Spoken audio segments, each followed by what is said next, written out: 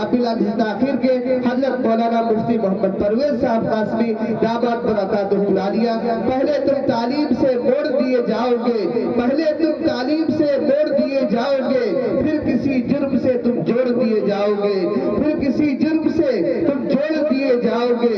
ہاتھ سے ہاتھ کی زنجیر بنا کر نکلو، ہاتھ سے ہاتھ کی زنجیر بنا کر نکلو، ورنہ دھاگے کی طرح تم توڑ دیے جاؤ گے، ورنہ دھاگے کی طرح تم توڑ دیے جاؤ گے۔ اس شعر کے ساتھ میں ہندوستان کے مائناز عالم دین حضرت مولانا مفتی محمد پرویز صاحب قاسمی دامت برکاتہ العالیہ۔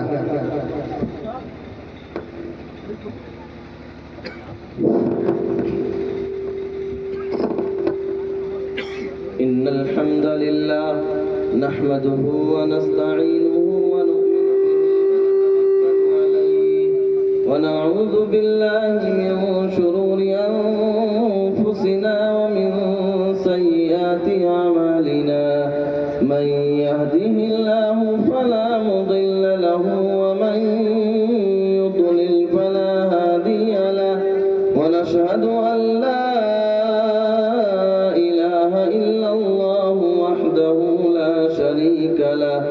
ونشهد أن محمدًا عبده ورسوله أما بعد فأعوذ بالله من الشيطان الرجيم بسم الله الرحمن الرحيم وما النصر إلا من عند الله وقال تعالى وقضى ربك ألا تعبدوا إلا إياه وبالوالدين إحسانا إما يبلغن عندك الكبر أحدهما أو كلاهما فلا تقل لهما أف ولا تنهرهما وقل لهما قولا كريما واخفض لهما جناح الذل من الرحمة وقل رب ارحمهما كما ربياني صغيرا صدق الله مولانا العظيم۔ درود شریف پڑھ لیں۔ اللہم صلی علی محمد عبدک ورسولک وصلی علی المؤمنین والمؤمنات وعلی المسلمین والمسلمات یا رب صلی وسلم دائما ابدا علی حبیبک خیر الخلق کلہم۔ سب سے پہلے میں مبارکباد پیش کرتا ہوں اس ہونہار، خوش قسمت اور سعادت مند طالب علم کو جس کو اللہ رب العزت نے اپنے قرآن کی حفاظت کے لیے قبول فرمایا۔ اللہ تعالیٰ نے جس کے سینے کو قرآن مقدس کے لیے قبول فرمایا، اللہ تعالیٰ نے جس کو اپنی فوج اور آرمی میں آج شامل فرما دیا، اللہ تعالیٰ نے جس کے ذریعے سے قرآن کی حفاظت کا فیصلہ لیا، اللہ تعالیٰ نے جس کو اِنَّا نَحْنُ نَزَّلْنَا الذِّكْرَ وَإِنَّا لَهُ لَحَافِظُونَ کی عملی تفسیر آج بنایا۔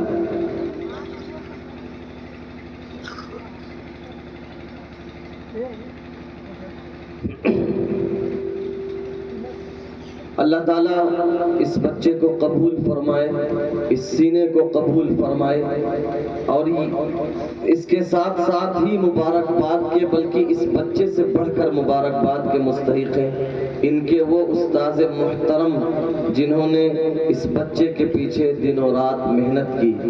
ایمانداری کی بات یہ ہے کہ حقیقی محنت تو استاذ کی ہوتی ہے، اصل وہی اپنے آپ کی قربانی پیش کرتا ہے، اپنا وقت قربان کرتا ہے، اپنے جذبات قربان کرتا ہے، اپنی نیند قربان کرتا ہے، اپنی صحت اور اپنی تندرستی کا خیال نہیں رکھتا، پھر جا کر کوئی بچہ تیار ہوتا ہے، پھر جا کر کسی سینے میں قرآن محفوظ ہوتا ہے۔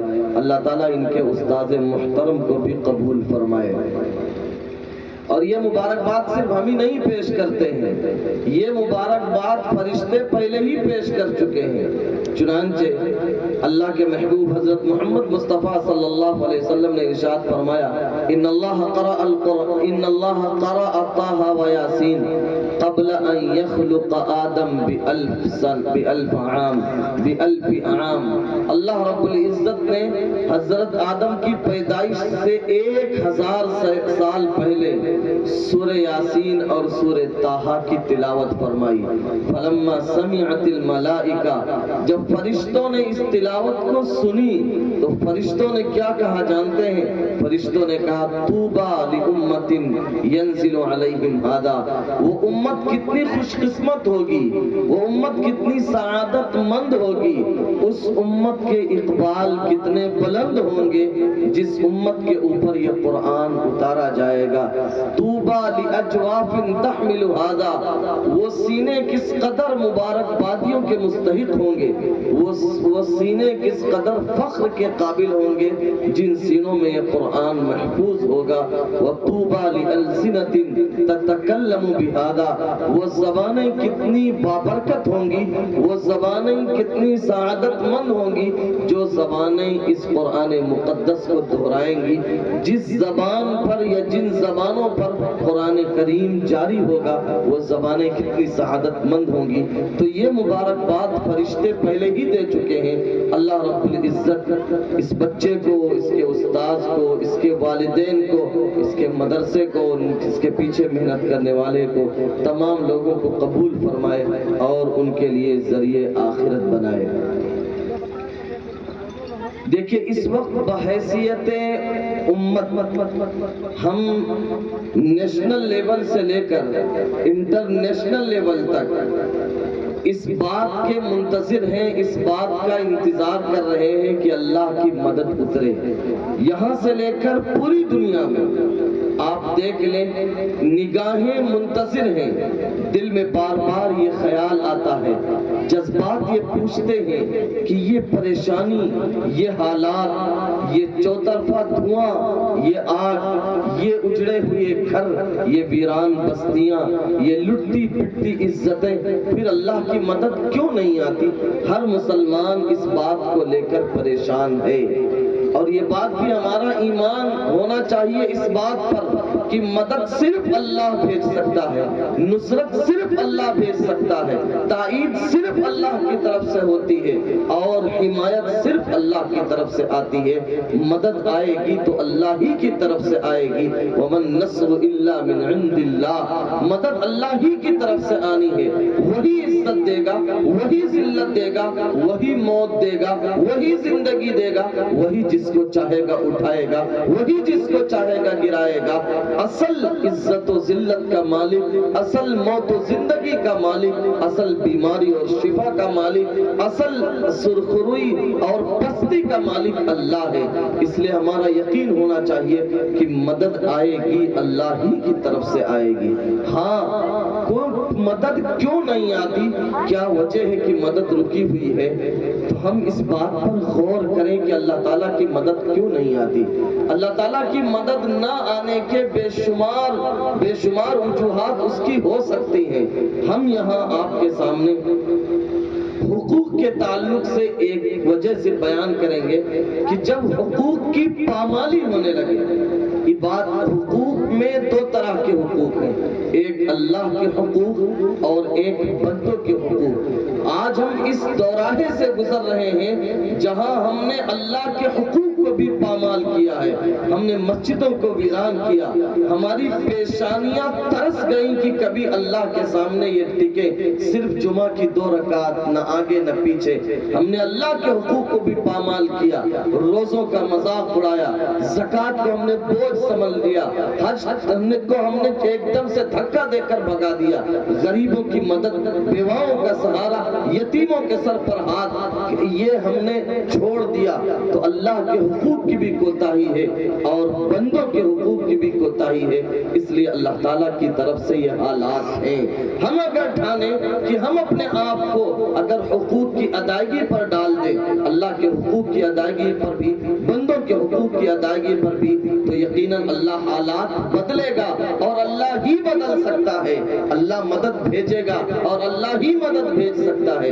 یہاں میں اس پہلو پر تذکرہ نہ کر کے کہ اللہ کے حقوق کی کیا کیا پامالی ہم کر رہے ہیں، آج ہم بندوں کے حقوق کے سلسلے میں ایک بات آپ کے سامنے ذکر کرنا چاہتے ہیں، اور بندوں کے حقوق کی جو فہرست ہے، وہ جو لسٹ ہے بہت لمبی ہے۔ یہاں میں آج ایک بات صرف نوجوانوں کے تعلق سے عرض کرنا چاہوں گا، اور وہ ہے والدین کے حقوق، ماں باپ کے حقوق۔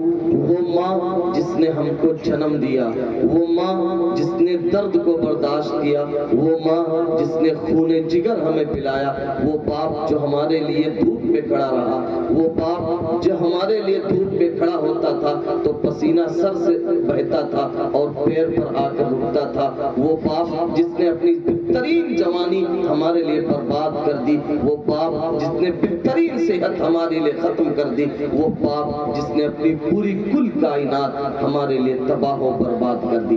ہم یہ صرف مختصر وقت میں ان دو لوگوں کے حقوق کے سلسلے میں آپ سے کچھ کہنا چاہیں گے۔ ہم اگر صرف اتنی پابندی کر لیں، یقین مانے ہمارے آدھے مسئلے حل ہو جائیں گے۔ نمبر ایک، ماں باپ کے حقوق۔ دیکھیے، ماں باپ میں تین طرح کے حقوق ہیں۔ نمبر ایک، ماں باپ کے مشترکہ حقوق۔ نمبر دو، صرف ماں کے حقوق۔ نمبر تین، یہ ماں باپ بڑھاپے کے پہنچ جائیں تو ان کا کیا حق ہے۔ نوجوانوں، میں آپ سے کچھ کہنا چاہتا ہوں، آپ ہوش سنبھالیے اور سنیے میری گفتگو۔ اگر آپ کو میری گفتگو اچھی لگے تو اپنی زندگی کے فیصلے بدلنے کی کوشش کیجیے۔ قرآن میں 5 جگہ ایسی ہیں جہاں اللہ کی توحید کے بعد، اللہ کی وحدانیت کے بعد فوراً ماں باپ کے حقوق کا تذکرہ ہے۔ اللہ تعالیٰ، ابھی میں نے جو آیت پڑھی، وَقَضَىٰ رَبُّكَ أَلَّا تَعْبُدُوا إِلَّا إِيَّاهُ وَبِالْوَالِدَيْنِ إِحْسَانًا، اللہ نے یہ فیصلہ کر دیا، آپ کے پروردگار نے یہ فیصلہ کر دیا، عبادت صرف اللہ کی ہوگی۔ اللہ کی عبادت کے بعد فوراً جب کسی کا تذکرہ کیا گیا تو قرآن کہتا ہے وَبِالْوَالِدَيْنِ إِحْسَانًا، اللہ کی عبادت کے بعد اگر کسی کا حق آپ کے ذمے ہے تو یہ ہے ماں باپ کے ساتھ اچھا سلوک کرو۔ 5 جگہ قرآن میں ایسی ہیں جہاں اللہ کے حق کے بعد، توحید کے بعد، جہاں ایمان کے بعد اگر تذکرہ آتا ہے تو ماں باپ کے حقوق کا تذکرہ آتا ہے۔ دوسری طرف آپ دیکھیں، روایتوں میں جہاں شرک کی برائی، شرک کی مذمت، شرک کی بھیانک ناکی کو بیان کیا گیا، وہیں فوراً بعد دوسرا عظیم تر گناہ جو اللہ کے رسول صلی اللہ علیہ وسلم نے ارشاد فرمایا وہ والدین کی نافرمانی۔ چنانچہ آپ نے فرمایا کہ سب سے بڑا گناہ ہے الاشراک باللہ، اللہ کے ساتھ کسی کو شریک کرنا، اللہ کی ذات و صفات میں کسی اور کو کھڑا کر دینا۔ اس کے بعد اس روئے زمین کے اوپر بدترین گناہ ہے اپنے ماں باپ کی نافرمانی کرنا۔ ماں باپ کی نافرمانی یہ اس کائنات کا بدترین گناہ ہے۔ پھر اس کے بعد ماں اور باپ میں بھی ماں کے باپ کے مقابلے میں 3 درجے ہیں۔ ماں کا رتبہ 3 درجہ بلند ہے باپ کے مقابلے میں۔ وجہ اس کی یہ ہے کہ ماں 3 مرحلوں سے گزرتی ہے جہاں باپ کا کوئی کردار نہیں ہوتا۔ نمبر 1، ماں بچے کو اپنے پیٹ میں 9 مہینے رکھتی ہے، اس میں باپ کا کوئی کردار نہیں ہوتا۔ ماں بچے کو تکلیف سہ کر جنتی ہے جو تکلیف باپ نہیں برداشت کرتا۔ ماں دودھ کی شکل میں اپنا خون جگر بچے کو پلاتی ہے جس میں باپ کا کوئی رول نہیں ہوتا۔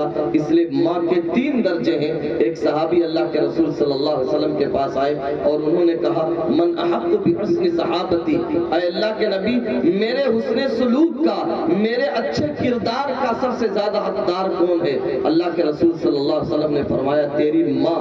پھر انہوں نے پوچھا اے اللہ کے نبی پھر کون ہے؟ آپ نے فرمایا پھر تیری ماں۔ تیسری بار پھر انہوں نے سوال کیا، آپ نے فرمایا تیری ماں۔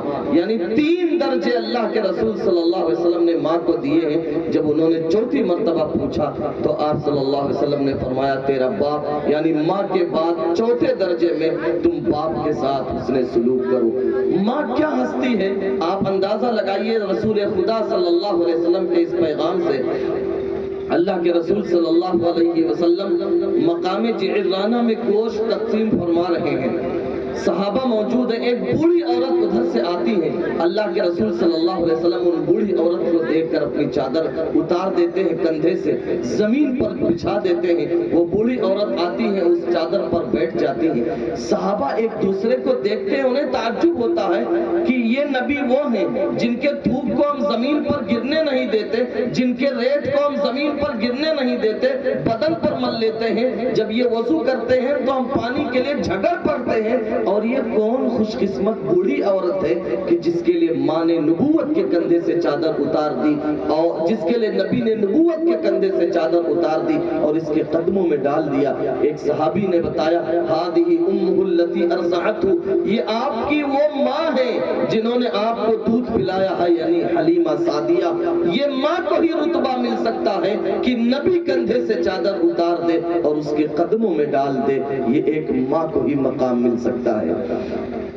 अब्दुल्ला इब्न उमर एक सहाबी है रजी अल्लाह अन्हुमा, एक दिन ये काबा के पास बैठे हैं, यमन से एक आदमी आता है, अपनी माँ को कंधे पर तवाफ कराता है, अशार पढ़ता है, गुनगुनाता है, मस्त रहता है। तवाफ के बाद वो देखता है कि यहाँ भीड़ लगी है, वो आता है करीब और कहता है, सहाबी रसूल एक मसला बताइए। अब्दुल्ला इब्न उमर रजी अल्लाह अन्हुमा फरमाते हैं कि बोलो क्या पूछना है। तो वो कहता है, ऐ सहाबी रसूल, मैं अपनी माँ को कंधे पर बिठा कर लाया हूँ, यमन से आया हूँ, और ये मैंने तवाफ किया है, कराया है अपनी माँ को, तुम देख रहे हो, क्या मैंने अपनी माँ का हक अदा कर दिया?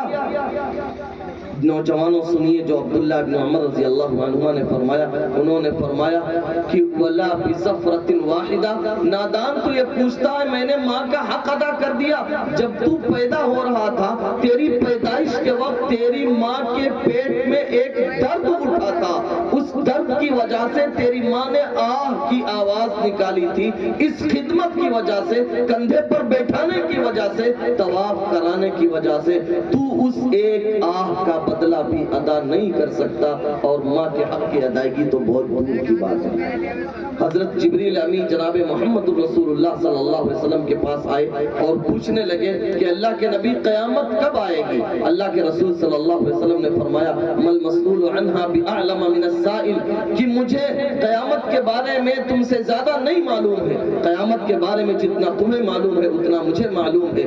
तो हजरत जिब्रील ने पूछा, फअख़बिरनी अन अमारातिहा, अल्लाह के नबी कोई अलामत बता दो कि हम समझ जाएं कि अब क़यामत आ जाएगी। ईमान वालों, अल्लाह के नबी सल्लल्लाहु अलैहि वसल्लम ने ये अलामत बताई कि अंतलिदल अमतु रब्बतहा, जब घरों में माओं को ज़लील किया जाने लगे, जब माओं को रुस्वा किया जाने लगे, जब माओं को रोने सिसकने और बिलखने पर मजबूर किया जाने लगे, जब माओं को लौंडियों और बांदियों जैसा माओं के साथ सुलूक किया जाने लगे, तो अब समझो ये अल्लाह कायनात को बाकी नहीं रखेगा, अब अल्लाह इस कायनात को तबाह कर देगा, बर्बाद कर देगा, क़यामत बर्पा कर देगा, इसलिए कि माँ के साथ बेइज्जती की जा रही है।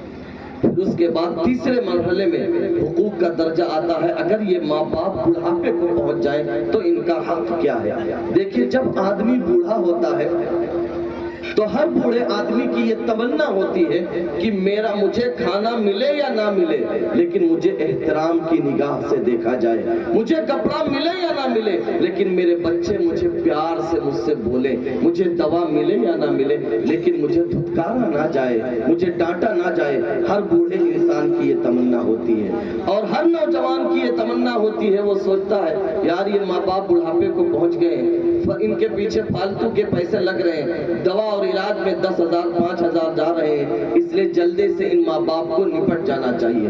हर जवान ये चाहता है माँ बाप खिसक जाएं, हर माँ बाप ये चाहते हैं बूढ़े कि नौजवान बेटे हमें इज्जत दें। अल्लाह के रसूल सल्लल्लाहु अलैहि वसल्लम ने दोनों के अंदर तवाज़ुन बरकरार रखा।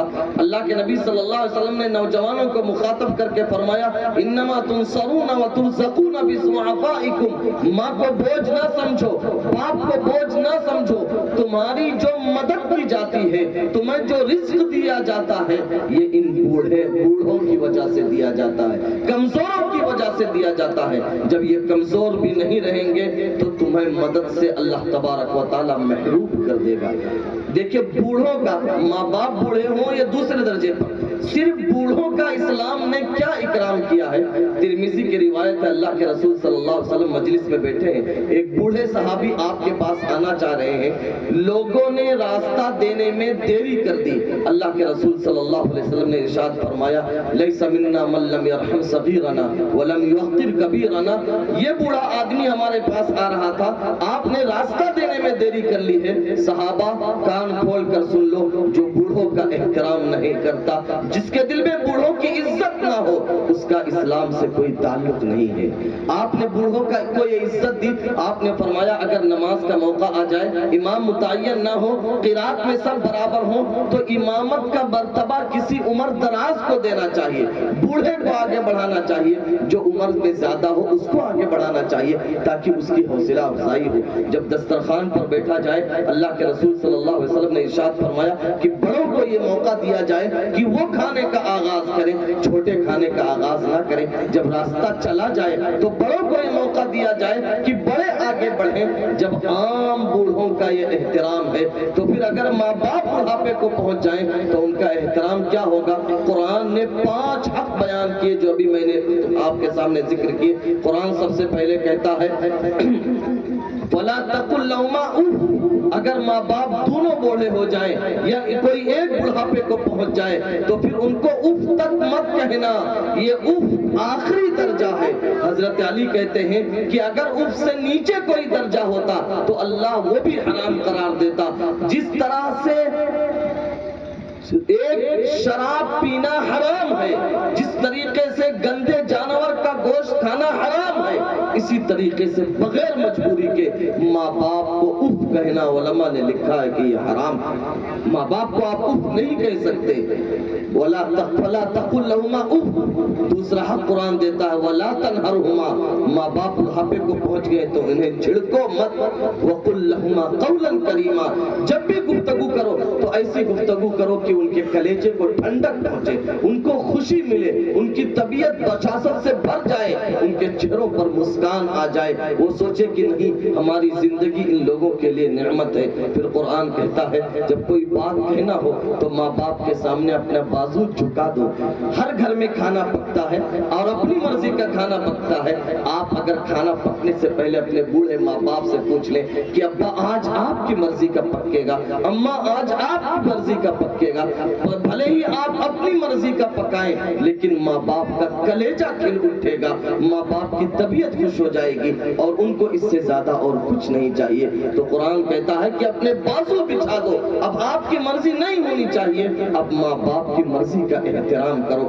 ماں آپ یہ چاہ رہے ہیں کہ میں سفر پر جاؤں، ماں باپ کہہ رہے ہیں کہ نہیں بیٹا نہیں جانا ہے، تو اس کو قربان کرو کہ ماں باپ کی مرضی آگے رہے گی۔ آپ چاہتے ہیں نیا گھر بنے، ماں باپ چاہتے ہیں کہ ابھی اس کی ضرورت نہیں ہے، ماں باپ بوڑھے ہیں، چند دنوں کے مہمان ہیں، آپ ان کی مرضی کو تسلیم کر لیجئے اور ابھی گھر نہ بنائیے، اپنے آپ کو ماں باپ کے سامنے بچھا دیجئے۔ پھر قرآن آگے کے کہتا ہے ان تمام کاموں کے کرنے کے بعد بھی تم ماں باپ کے حق کو ادا نہیں کر سکتے، اس لیے یہ کہا کرو رب ارحمہما کما ربیانی صغیرا، جب بھی ماں باپ کی یاد آ جائے دعا کے لیے ہاتھ اٹھا دو، ان کے لیے زندہ ہے تو صحت کی دعا کیجئے، اگر وہ اس دنیا سے جا چکے ہیں تو ان کے مغفرت کی دعا کیجئے۔ جب بوڑھے ماں باپ ہوں ان کے ساتھ برا سلوک کیا جائے تو میں یہ بات کہہ کر آپ سے رخصت ہوتا ہوں۔ قرآن اور حدیث کے مطابق جناب محمد رسول اللہ صلی اللہ علیہ وسلم نے ارشاد فرمایا، وہ کعب ابن اجرا کی مشہور روایت ہے جو رمضان کے تعلق سے ہے کہ جبریل امین جب آپ صلی اللہ علیہ وسلم جب مسجد نبوی کے منبر پر چڑھنے لگے،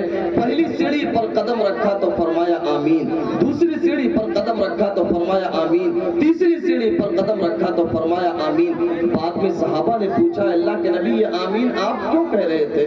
اللہ کے رسول صلی اللہ علیہ وسلم نے ارشاد فرمایا میرے پاس جبریل آئے تھے، 3 بددعائیں دے کر گئے ہیں، اس میں ایک بددعا یہ بھی جبریل نے دی ہے کہ ہلاک ہو جائے وہ انسان، برباد ہو جائے وہ انسان، تباہ ہو جائے وہ انسان، لٹ جائے وہ انسان جو اپنے ماں باپ میں سے دونوں کو یا کسی ایک کو بڑھاپے کو پائے اور ان کی خدمت کر کے اپنے آپ کو جنت کا حقدار نہ بنا لے۔ میں نے کہا آمین۔ ایمان والوں اندازہ لگاؤ جو ماں باپ کو ستاتے ہیں اس کی بددعا پروردگار نے بھیجی ہے، وہ بددعا جبریل لے کر مسجد نبوی کے منبر پر اللہ کے رسول صلی اللہ علیہ وسلم نے اس پر آمین کہی ہے۔ لہذا اگر ماں باپ کو ستانے والا پریشان ہے، ماں باپ کو ستانے والا در در کی ٹھوکریں کھا رہا ہے، تو گھبرانے کی کوئی بات نہیں ہے، اس لیے کہ اس کو بد دعا میرے رب نے دی ہے، اس کی بد دعا جبریل لے کر آئے ہیں، اس کی بد دعا پر میرے نبی نے آمین کہہ کر موت لگا دی ہے۔ اس کو تو دنیا میں پریشان ہونا ہی ہے، اسے تو بھٹکنا ہی ہے، آخرت میں جو ہوگا وہ تو ہوگا، دنیا میں بھی ماں باپ کا ستانے والا کبھی خوش نہیں ہو سکتا۔ دوسری طرف جب شب قدر کا موقع آتا ہے، انسانیت کی مغفرت کر دی جاتی ہے، مسلمانوں کو معاف کر دیا جاتا ہے، ایک پوری امت کی بخشش ہو جاتی ہے۔ پوری امت میں سے جن چند لوگوں کو معاف نہیں کیا جاتا، اس میں ایک بدبخت انسان اور بدقسمت انسان وہ بھی ہے جو اپنے ماں باپ کا دل دکھاتا ہے۔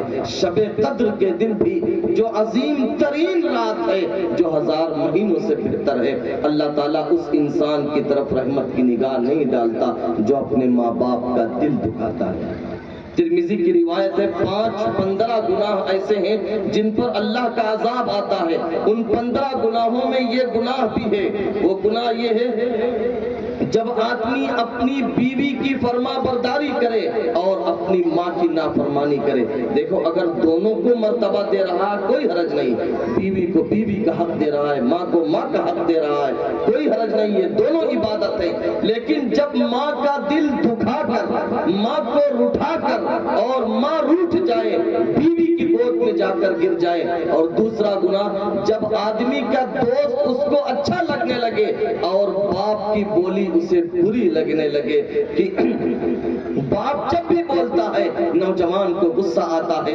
جب یہ حالات بنے کہ ماں دکھیاری ہے، باپ کی بولی بیٹے کو نہیں پسند آ رہی ہے، اللہ کے رسول صلی اللہ علیہ وسلم نے ارشاد فرمایا فَلْيَرْتَقِبُوا عِنْدَ ذَلِكَ رِيحًا حَمْرَاءَ وَزَلْزَلَةً وَخَسْفًا وَمَسْخًا۔ تو اب انتظار کرو کہ اللہ سرخ آندھیاں چلائے گا اور لوگوں کو ہلاک و برباد کر دے گا۔ انتظار کرو زمین پھٹے گی، لوگ پھنس جائیں گے۔ انتظار کرو اس بات کا کہ اب آسمانوں سے پتھر کی بارش ہوگی، لوگ تباہ ہو جائیں گے۔ انتظار کرو اس بات کا کہ اب زلزلے آئیں گے، بستیاں اجڑ جائیں گی۔ انتظار کرو اس بات کا کہ اب صورتیں بگاڑ کر بندر اور خنزیر کی بنا دی جائیں گی ماں باپ کی نافرمانی پر۔ اس لیے میرے نوجوانوں یہ طے کرو کہ جنہوں نے اپنے ماں باپ کو ستایا ہے، پریشان کیا ہے، جن کے ماں باپ ان سے روٹھ گئے ہیں، بہت ممکن ہے کہ اللہ انہی کی وجہ سے روٹھ گیا ہو۔ اس لیے آج ہی اپنی ماں کی پیشانی کو چوم کر، اپنی ماں کو گلے لگا کر، اپنے باپ کی پیشانی کو چوم کر آپ ان سے معافی مانگ لیں۔ ماں باپ کسی اولاد سے ناراض نہیں ہوتے، وہ تو جب تکلیف حد سے بڑھ جاتی ہے تو بیچاروں کی آنکھوں میں آنسو آ جاتا ہے۔ ماں کو تو ناراض ہونا بھی نہیں آتا، وہ بیچاری ناراض بھی نہیں ہو پاتی۔ اس لیے ہر نوجوان اپنے ماں باپ کو سینے سے لگائے، ان سے معافی مانگے، اور جن کے ماں باپ اس دنیا سے جا چکے ہیں وہ یہ کریں کہ ماں باپ کے لیے مغفرت کی دعا کریں، ماں باپ کے لیے درجات کی بلندی کی دعا کریں۔ اگر ماں باپ نے کسی سے وعدہ کر رکھا تھا تو آپ وہ وعدہ پورا کر دیں۔ اگر ماں باپ کے دوست اور احباب دنیا میں زندہ ہیں ان کے ساتھ اچھا برتاؤ کریں، انشاءاللہ آپ بھی فرما برداروں میں شمار کیے جائیں گے۔ آپ اپنے گھر سے اپنا معاملہ ٹھیک کریں، انشاءاللہ رب والا صحیح اپنا فیصلہ نازل کرے گا، انشاءاللہ رب آسمان والا اپنا صحیح فیصلہ اتارے گا، ہماری حمایت اور نصرت ہوگی۔ اللہ تبارک و تعالی ہمیں کہیں سنی باتوں پر عمل کی توفیق عطا فرمائے، آج کے اس جلسے کو قبول فرمائے۔ جنہوں نے اس کے پیچھے محنت کی، دوڑ و دھوپ کی، جنہوں نے مال سے مدد کی، اللہ ان کو بھی قبول فرمائے۔ جنہوں نے محنت کی اللہ ان کو بھی بہترین بدلہ عطا فرمائے۔ جنہوں نے مشورے دیے اللہ انہیں بھی نوازے، جو یہاں شریک ہوئے اللہ انہیں بھی قبول فرمائے۔ قاری صاحب کو قبول فرمائے اور اس گاؤں والوں کو قبول فرمائے۔ وما علینا الا البلاغ۔ جزاکم اللہ خیرا۔ حضرت والا نے انتہائی قیمتی اور کارآمد باتیں ہمارے اور آپ کے سامنے بیان فرمائی، اور یقیناً جن جن چیزوں کی وقت کی اہم ترین ضرورت تھی ان تمام چیزوں پر آپ نے نشاندہی فرمائی۔ یقیناً ہم سب کو اپنے والدین کی اللہ رب العزت قدر کرنے کی توفیق مرحمت فرمائے۔ میرے بھائیوں دوستوں، آج ناقدری بہت ہو گئی، بے عزتیاں بہت ہو گئی۔ ہم اور آپ جب تک کہ ہمارے ماں باپ ہمارے ساتھ میں رہتے ہیں، وہ زندہ رہتے ہیں، ہم اور آپ ان کی قدر نہیں کرتے ہیں۔ جب وہ دنیا سے چلے جاتے ہیں تب افسوس کرتے ہیں، ہائے افسوس، کاش میرے باپ آج دنیا میں زندہ ہوتے تو میں ان کی قدر کرتا۔ میرے بھائیوں دوستوں، ماں باپ کا سایہ ان سے پوچھو جن کی شفقتیں ان کو نہیں مل رہی ہے، جن کے سروں پہ ان کے سروں پر والدین کا سایہ نہیں ہے، آج ان سے پوچھو۔ میرے بھائیوں دوستوں، ہمارے اور آپ کے سروں پر والدین کا سایہ ہے، ہم اور آپ اپنے لیے سعادت سمجھے، اپنے لیے سعادت مندی سمجھے۔ میرے بھائیوں دوستوں، والدین کی خدمت کر کے جنت حاصل کرنے والے بن جائیں۔ میرے بھائیوں دوستوں، جو والدین کا خادم جوا بیٹا نہیں ہوتا، جو والدین کا خادم جوا بیٹا نہیں ہوتا، تو پھر اس کی زندگی کا فیصلہ اچھا نہیں ہوتا، تو پھر اس کی زندگی کا فیصلہ اچھا نہیں ہوتا۔ اب بلا کسی تاخیر کے، بلا کسی تمہید کے چند اشعار کے لیے نوجوان شاعر جناب مصعب اکرم صاحب تشریف لائے اور اپنے چند اشعار سے ہمیں اور آپ کو مستفیض فرمائے۔ حضرت مولانا امین صاحب ماشاءاللہ تشریف فرما ہے، انشاءاللہ بہت جلد حضرت والا تشریف لانے والے ہیں۔ ایک مکالمہ ہوگا، اس کے بعد میں انشاءاللہ حضرت والا کا خطاب ہوگا۔ بنا ذکر نبی کوئی محفل اچھی نہیں لگتی، بنا ذکر نبی کوئی محفل اچھی نہیں لگتی، شریعت سے الگ زندگی اچھی نہیں لگتی۔ جنہوں نے ایک نظر بھی گنبد خضرا کو دیکھا ہے، انہیں دنیا کی کوئی دلکشی اچھی نہیں لگتی۔ زمانے سے نہ ڈرنا یہ تو بہتر بات ہے، لیکن بنا خوف خدا بندگی اچھی نہیں لگتی۔ اس شعر کے ساتھ میں عزیزم محمد مصعب صلی اللہ علیہ وسلم اور میرے پردہ نشین اور بہنوں، السلام علیکم ورحمۃ اللہ وبرکاتہ۔ کیا بنا دینے ہیں،